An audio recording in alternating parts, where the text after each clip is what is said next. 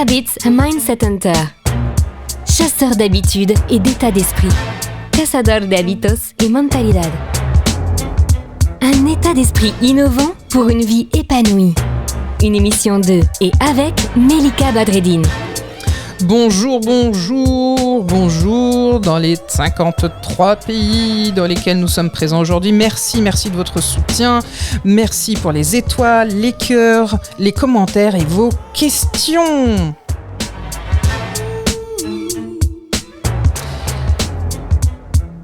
Aujourd'hui, je vais répondre à Raymond.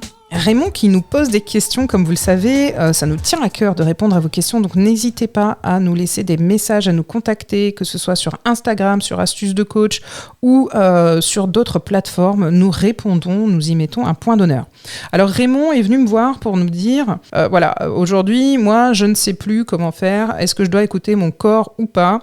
Quand je vais au basket, il y a des choses qui se passent, je suis content, je suis bien avec mes amis, et puis quand je vais au travail ou quand je vais voir certaines personnes, il y a des choses qui se passent, j'ai mal au ventre ou j'ai les épaules qui sont tendues, je ne sais pas trop quoi faire de cette information, j'ai l'impression que mon corps me parle, mais que faire de ça ? Et en gros, sa question, c'était de savoir comment notre corps nous guide.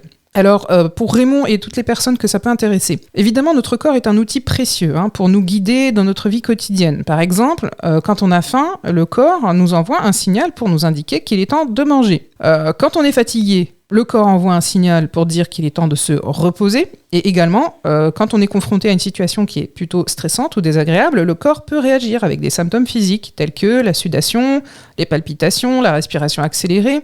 Et tout ça nous indique qu'il est temps de prendre soin de nous et de nous calmer, de prendre un temps pour nous. En apprenant à écouter, à comprendre ces signaux, on peut mieux prendre soin de notre corps et de notre bien-être général. Et là, je vais vous donner quelques astuces, quelques exemples. On peut pratiquer régulièrement une activité physique pour être plus connecté à son corps, mieux ressentir ses besoins.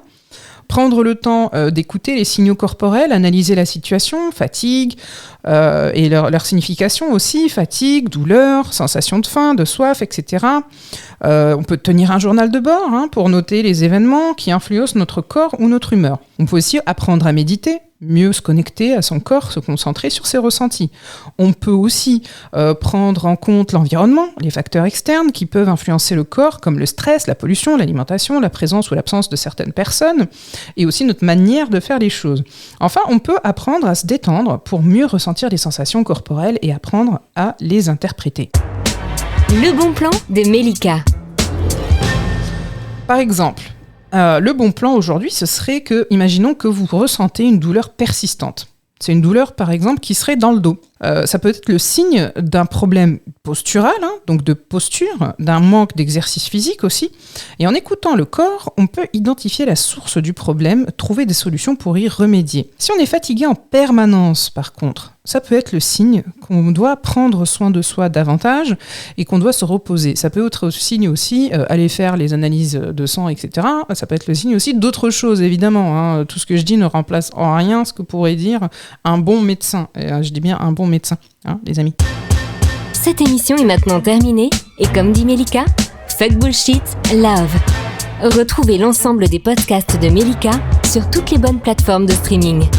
Infos, actu, formation, coaching, ouvrages sur melikabadreddine.com.